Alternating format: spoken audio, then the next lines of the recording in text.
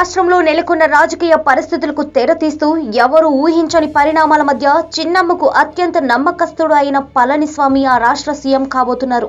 చిన్నమ్మ శశికళ జైలుకు వెళ్తూ తన విధేయుడు పళనికి ఆ పగ్గాలు అప్పగించింది. అయితే ప్రస్తుతం రాష్ట్రంలో నెలకొన్న పరిస్థితుల్లో ముఖ్యమంత్రి కుర్చీ ఎక్కడం ఎంత అనూహ్యమో పళని ప్రస్థానం కూడా అంతే అనూహ్యం.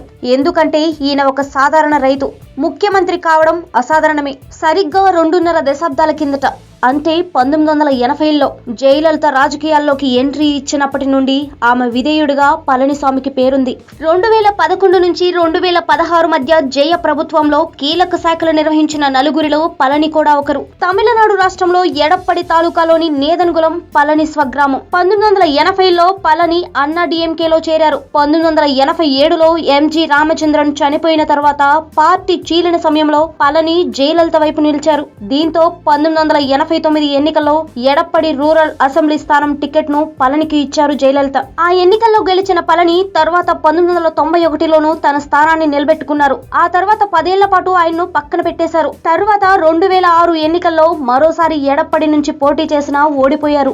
మళ్లీ 2011లో మరోసారి అక్కడి నుండే పోటీ చేసి గెలిచారు. హైవేలు, ఓడరేవుల మంత్రిగా కేబినెట్ లో చేరారు. కేబినెట్ లో జయకు అత్యంత విశ్వసనీయ వ్యక్తిగా మారారు. తర్వాత ఎన్నోసార్లు జయలలిత కేబినెట్ లో మార్పులు చేసిన పళని మాత్రం తన స్థానాన్ని సుస్థిరం చేసుకున్నారు. 2016లోనూ ఎడప్పడి నుంచి పళని ఎన్నికయ్యారు. అంతేకాదు సేలం జిల్లాలో అన్నా డిఎంకే స్వీప్ చేయడంలో కీలక పాత్ర పోషించారు. జయ మరణం తర్వాత ఆమె నెచ్చలి శశికళకు కూడా విధేయుడిగా ఉన్న పళని త్వరలో ఏకంగా తమిళనాడు సీఎం కుర్చీనే ఎక్కబోతున్నారు.